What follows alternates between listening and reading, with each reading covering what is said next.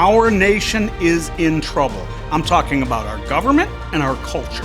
And the only one answer to what we are facing is Jesus. Jesus said in John chapter 12, verse 32, and when I am lifted up, I will draw all men unto me. We need to lift up Jesus in our nation and across the world. So we will be considering the politics and cultural issues of our day in light of God's word. So today, let's consider this. DACA Facts. And not just the facts about DACA itself, but also facts around how some people view DACA and possible solutions to the problem. And I think DACA is a problem. I'm Keith Allen.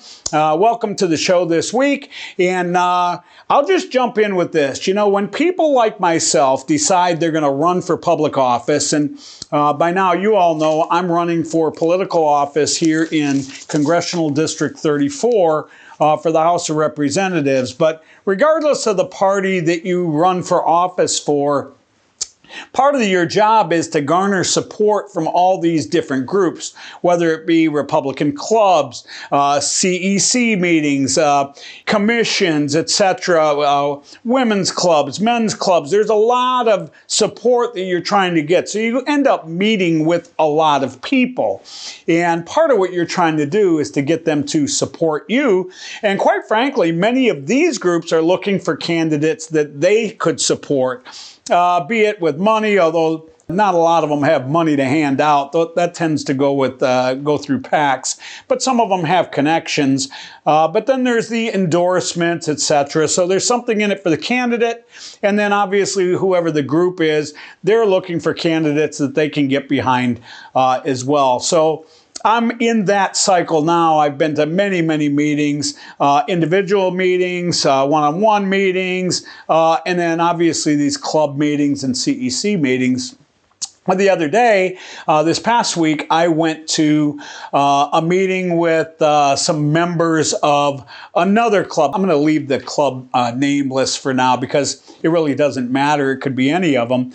But this group wanted to make sure, do my views, my policies, the issues that I stand for, do they line up with what they're looking for?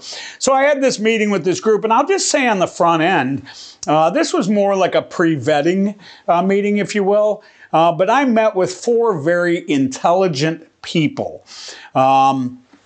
Before I get too far into this, I'm going to jump in with 2 scriptures, and you're going to see how they come into play with the rest of this program.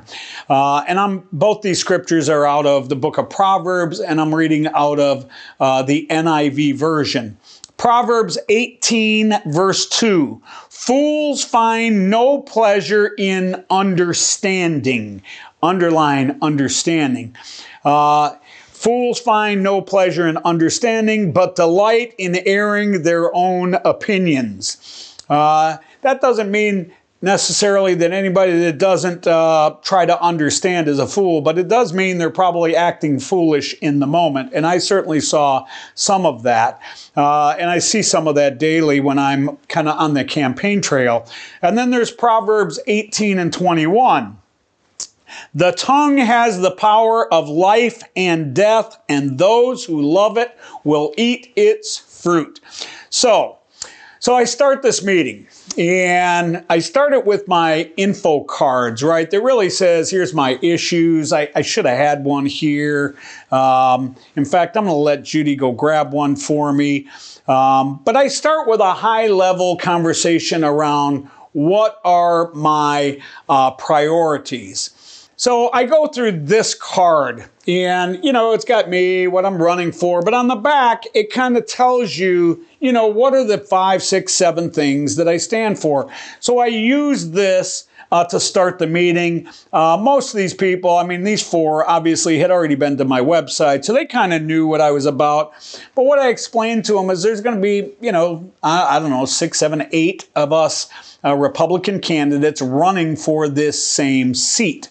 And what I told them is, when you just read, the things that I've got on here, standing for sanctity of life, so pro-life obviously, protecting our children, limited government, supporting small business, protecting Second Amendment, and congressional term limits. Here's what I would tell you, and then obviously the big ones, the easy ones. Hey, I'm going to support President Trump's agenda, and I'm pro-law enforcement and border patrol and veterans, obviously. And what I told them is anybody that sits down with them will give them those same talking points. And I said, you know what, I do have, there's one thing that separates me from the rest of them, and that's my stand on DACA. And I immediately saw that that's really what these folks wanted to talk about. Because what I have listed on this card is citizenship for dreamers, DACA, and immigration reform. Now, I'll just say on the front end, that doesn't necessarily mean that I support citizenship for all DACA members. What it does mean for me is it means I believe a DACA recipient should have the right to apply for citizenship. And then we can figure out the rest of it in the middle. So this is where I started the meeting. And I will just tell you, everything was fine until I got to the DACA conversation. And I wanted to see how familiar with these folks were with DACA. And that's usually how I start a conversation around DACA, because as soon as I said I have a different, plan around DACA, a different point of view, I can tell you several of them got their backs up and they were immediately, I don't know if I want to say angry, but I will say they were absolutely in opposition to anything I had to say about DACA. And they wanted to immediately shut me down. But when people do that, what I like to do is I just let them talk for a few minutes, which is what I did. And then I ask the question. I usually say something like, so tell me something. What do you know about DACA as far as around the facts around DACA? What can you tell me? And when I said this, two of them responded. One of them said, well, I know, and then said, well, why don't you go ahead and explain it? And that's usually a good place for me, because usually I can then roll out the facts. And when I do, people that truly want to understand tend to go, wait a minute, this makes sense. Maybe I need to hear more. And I want you to remember Proverbs 18:2. Fools, like I said, is a little harsh, but it's foolish. It says, fools find no pleasure in understanding, but they delight in airing their own opinions. And that was certainly the case with at least several of the people that I met with here in this small meeting. Here's what I communicated. I communicated the basic facts. DACA backdated to 2012. Obama put it in place. He backdated it to people that came in from 2007 on. And it was for kids 16 years. They had to be under 16 years of age, which means these are minors. And again, the parents broke the law. The kids did not. Honestly, a parent brings a 3, 4, 5-year-old kid over the border. Yes, especially when you're not coming through the port of entry, you're not coming through asylum, you're coming over, breaking the law. Did the parents break the law? The answer is they absolutely did. Did the 5-year-old or the 15-year-old or the 1-year-old? No. Little kids can't break laws. The parents did. But understand, I said most of these have been here for years. They've gone to school. They've gone to church with your kids. They've gone to school with your kids. They've worked with your kids. Many of them went to college. Most of them are they either work or they're in business themselves. They're married, etc. These are people that are not hiding, because remember, every 2 years they have to renew their status. And for the 538,000 of them that are out there, this is the only home they know, by and large. Is there some exceptions? Obviously. But by and large, this is their only home. They pay $800 plus lawyer fees every 2 years to renew their status under the threat of, if you don't, you get deported. And then years ago, we had put out this military service thing where, hey, if you go in the military, you'll get citizenship. That never happened, and some of them actually went into the service thinking they would get that. And then what I brought them to is, we need to solve it. And part of solving it would be you could easily adjust the status of an application to permanent or temporary residency, and then create a path to citizenship for these people that have been here 15 and 20 years, some of them. A lot of these kids now, they're in their 30s, okay? So several of the ones in this group, the ones that wanted me to explain, the one that said, go ahead and explain it, the truth is, they didn't want me to explain it at all, because I can't tell you how many times they interrupted me. Their ears were shut. They did not want to hear anything I had to say. What the points I just told you on that last page, that 7 or 8 things I just told you, it took me about 40 minutes, 45 minutes to get just those points out, because everything I said, there was an argument from one of these people. They were not truly trying to understand. What they were interested in, just like Proverbs 18:2 said, they wanted their opinion heard. They weren't trying to understand anything.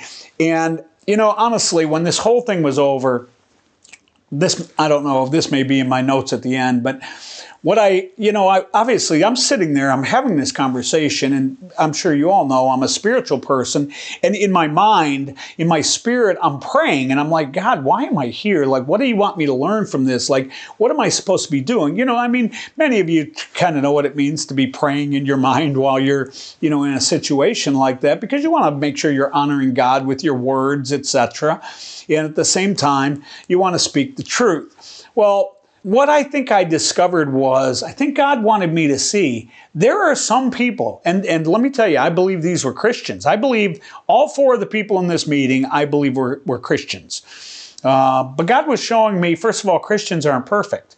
And the truth is, there are some people, especially on the right, on the Republican side, that they don't want any understanding around DACA. Their hearts and minds are shut down to it. And because of that, their ears are shut down to it. I'm going to give you just some of the things that were said, the ones that I could remember, because there were times when I thought, man, this is borderline. These people are being rude. Certainly they're not being kind. Here's some, and I'm going to try and say it with the tone that they said it to me. At one point, one of them said, they should never be citizens ever. And it was just like that. Another one, they should not be able to keep the stolen jewels. Their parents came over, it's just like somebody robbing a bank, and they give all the goods to their kids, and then they get caught 10 years later, and their kids get to keep all the stolen money. This is how they were likening it. And they're like, these kids shouldn't be able to keep what their parents stole. And they only said that because I gave them the scripture that said the children should not have to pay for the sins of the parents. I don't ever want them in our military. Okay. Several times they even referred to DACA recipients as criminals. This was interesting because I had kind of explained on the front end, like I told you, that, hey, these kids didn't commit the crime, their parents did. And at one point, we were talking about these little kids that had come over and their parents were illegal. And the one person says, these criminals should not get citizenship. And it actually took somebody else who was in the meeting. It wasn't even me. Somebody else in the meeting that said, hey, I just got a hard time calling a 3-year-old a criminal. But I'm telling you, there's people that they don't want to listen. They don't want to understand. And then I even tried to appeal to our Christian values as a nation. I mean, I told them at one point, I said, part of the reason I'm running for Congress is I feel like our country has, yes, our national debt at $37 trillion means government's way too big. But on the other side of it, I also feel like, hey, I want our nation's laws and culture to line up with the values that our founding fathers envisioned. And I said, we need to lead with love and compassion, and we can come up with solutions. And when I said that, one of the people in the meeting says, oh, so we should just love everybody. Just let everybody come into our country. I'm not exaggerating. This is what I put up with for 3 hours. I felt pretty good about how I kept my composure. There was a time when I felt like just saying, you know what? these folks aren't going to support me anyway, so maybe I ought to just, get out of Dodge. But I stayed there and I made my case. In fact, at one point I said, look, let's do kind of a whiteboard exercise. For those of you who know business, you know what I'm talking about. So I pulled out a piece of paper and I said, let's just put on the left-hand side what the problem is. I said, because I've been in business, and one thing I'm pretty good at is solving problems. Well, the way you solve problems is first you identify it. So I said, on the left side of this paper, we'll put DACA, right? And I said, can we all agree that DACA is a problem? And everybody in the meeting said yes. I said, okay, so we agree here. Now let's go all the way to the other side. This is where we want to get. The solve is we want DACA no more. We don't want DACA recipients no more, right? They all said, yeah. I said, okay, so that's the desired outcome. So now all we have to do is figure out what goes in the middle here and what it would take. Is it military service? Is it vetting? Is it temporary residency? That has a 5-year wait, a 10-year wait. I don't know. We discussed, things like that. But the truth is, there was only one other person in the group who was starting to go with me and saying, I think we can figure this out. I think we have to come to a solve. And I said, well, here's the deal. Sometimes when it's just like in Congress, there's times when you come up with a compromise and everybody's not happy. Maybe, I didn't get everything I wanted, but maybe, the other side didn't get everything they wanted either, but we ended up with something that we could all live with. That's where I was trying to get. By the time I left, I did not feel like I got there with one or two of them. But the others, I don't feel like I got there. I thought that when they left, they will probably tell everybody, well, we sure don't want that guy.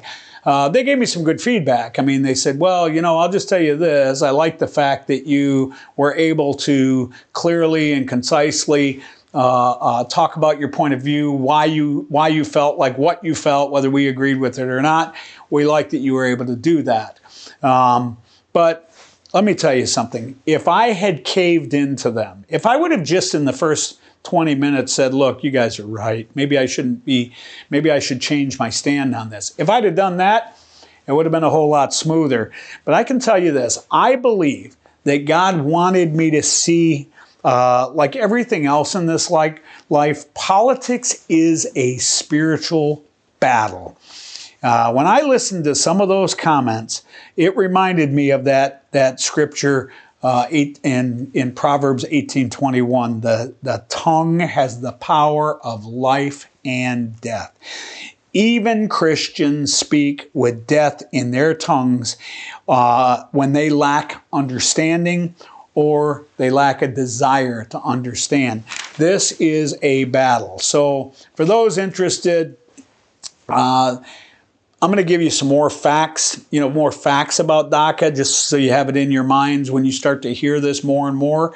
But what I was really trying to get to is, those were facts about DACA. I'm going to give you a few more facts about DACA, but understand, when you start talking about it to others, you will run into some people that'll say, yeah, tell me what you know, but they don't really want to understand, because what they really want to do is give you their own opinion, and they're so bought into these people shouldn't be here, they came in illegally, that they can't hear the truth. They don't want to understand the truth. And when they do that, they're not taking the compassion and love into what God would have them approach it with.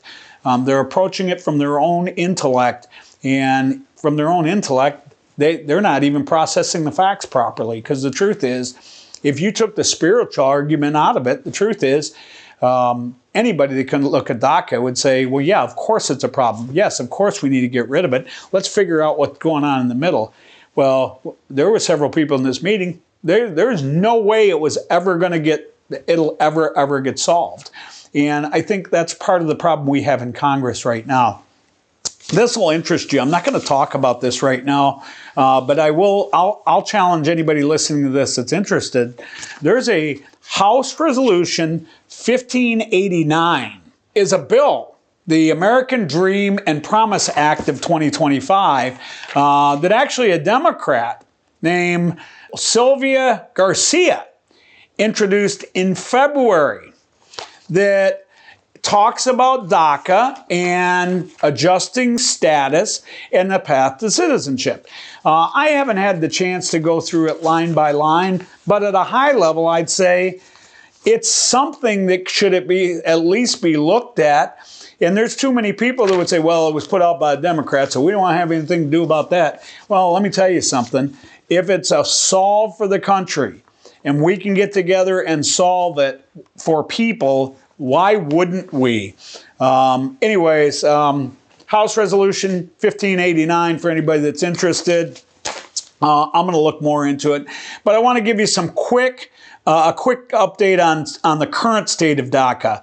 Number one, there's ongoing litigation. DACA is currently being challenged in court. I think most of you know that. A federal district judge in Texas here has repeatedly ruled that the program is unlawful and the decisions have been appealed. Renewals do continue. So people are still renewing their DACA status. But the U.S. Citizenship and Immigration Services still allows them to renew their status. They're accepting those applications, but no new applications because the court rulings have created an injunction that prevents them from granting any new first-time DACA requests. You can expect that the Supreme Court at some point, the future of DACA is highly dependent on the legal process, and at some point this ends up with the Supreme Court. And I will tell you, DACA will be ruled unconstitutional by the Supreme Court, and I think everybody knows it. Many advocates and legal experts agree that the most stable and permanent solution for DACA recipients would be a legislative one. And then it even mentions the American Dream and Promise Act would provide a pathway to citizenship for DACA recipients and other young immigrants. It has been introduced to Congress. Again, that's Bill 1589, but that was put in February. Nothing's happened with it. And then just a couple more bullet point facts. There was in the last DACA recipients, because I get asked this question, the last DACA recipients to be approved, not including renewals, were processed in late 2020 or early 2021. And here's why. Because in December of 2020, a federal judge in New York ruled that Trump administration's attempt to limit DACA were unlawful. Because prior to that, it was September of 2017. So there was this small window from December of 2020 to July of 2021 that this judge in New York allowed that to go forward. So there was a few of them that came through. But then in 2021, this district judge in Texas, this Andrew Hannon, ruled it unlawful and issued this injunction. So the last approvals for initial DACA applications occurred between December and July of 2021. But other than that, it was really back from 2017. So those are the facts about DACA. There's a lot of stuff there, and there's people that tell me, well, this is real complex. Well, it's only complex because we're dealing with people. But if you say, is the solve complex, it should not be this difficult. We should be able to get some smart people that have a heart for people, that want the best for our country and want the best for people, should be able to get together, figure this thing out.